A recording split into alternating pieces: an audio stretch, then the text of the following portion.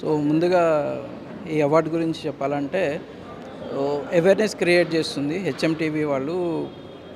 The awareness for engineering colleges, engineering and NEET 10+ తర్వాత జరిగే ఎట్లా ఎట్లా తీసుకోవాలి, ఏం తీసుకోవాలి, ఎలాంటి కోర్సెస్ తీసుకోవాలని అవేర్నెస్ క్రియేట్ చేయడం అనేది ఇంపార్టెంట్. ఇప్పుడున్న స్టూడెంట్స్కి, ఇప్పుడున్న పేరెంట్స్కి ఏంటంటే everywhere there is a confusion. ఒక ప్లాట్ఫామ్, అథెంటికేటెడ్ ప్లాట్ఫామ్ ద్వారా, హెచ్ఎంటీవీ ద్వారా మీరు ఇచ్చే ఇది డెఫినెట్గా ఇట్ క్రియేట్స్ ద అంబిగ్విటీస్ అన్నీ కూడా బయటకు వచ్చేసి ఒక క్లారిటీ తోటి ఉంటారు అని చెప్పేసి అనుకుంటున్నాము. అగైన్ ఈ కాలేజెస్ని ఒక డిఫరెంట్ కేటగిరీస్లో అవార్డ్స్ ఇవ్వడం కూడా ఇదొక అన్ని కాలేజెస్కి ఒక ఒక ఏమంటామంటే దాన్ని ఒక ఇంప్రూవ్మెంట్ కోసము ఒక బాధ్యతాయుతంగా మళ్ళీ ఇంకా మంచిగా చేసుకుంటూ పోవడానికి అవకాశం ఉంటుందని చెప్తున్నాను. ఫ్యూచర్లో జాబ్స్కి సంబంధించి కావచ్చు, మార్కెట్లో ఏఐ రోల్ ఇప్పుడిప్పుడే స్టార్ట్ అయిపోయింది. ఇండియా ఇంకా ఫస్ట్ స్టెప్ తీసుకుంది.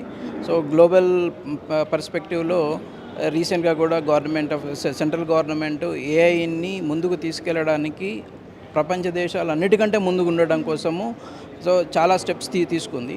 అవి మనందరి మీద ఉంటుందన్నమాట. ఇప్పుడు అన్ని ఇంజనీరింగ్ కాలేజ్ కావచ్చు, డిగ్రీ కాలేజ్ కావచ్చు, వీళ్ళందరి మీద ఉంటుంది. సో ఇది ఇంకా ముందుకు వెళ్ళిపోతూ ఉంటుంది. బట్ చాలామంది జాబ్స్ తగ్గుతాయి అని అంటున్నారు, కానీ జాబ్స్ పెరిగే స్కోప్ కూడా చాలా ఎక్కువగా ఉంది. సార్ ప్లస్ ఇప్పుడు స్టూడెంట్స్ అందరూ చాట్‌జిపిటీ లాంటివి వాడతారు కదా, సో వాటి వల్ల వాళ్ళ నాలెడ్జ్ ఇంకా గెయిన్ అయ్యే అవకాశం ఉందా, లేదంటే ఈ ఏఐ వాడడం వల్ల వారికి అంటే క్రియేటివ్ థింకింగ్ అనేది కూడా తగ్గిపోయే అవకాశాలు ఉన్నాయి? నేను క్రియేటివ్ థింకింగ్ తగ్గిపోతుందని అనను. కాకపోతే ఏంటంటే ఇప్పుడు ఒక 2 రోజులు చదివేది మనం 2 నిమిషాలలో మనకు ముందు ఉంటుంది కాబట్టి ఇంకా చాలా ఫాస్ట్ థింకింగ్ కోసము, క్రియేటివ్ థింకింగ్ కోసము ఇంకా మన టైం వేస్ట్ కాకుండా టైంని ఎట్లా యూటిలైజ్ చేసుకుంటూ ముందుకెళ్ళడానికి స్కోప్ ఉంటుంది. కాబట్టి ఏ డెఫినెట్గా ఉపయోగపడుతుంది. ఇదివరకు రోజుల్లో మనం లైబ్రరీస్లో కూర్చొని చాలా బుక్స్ రిఫర్ చేసేది.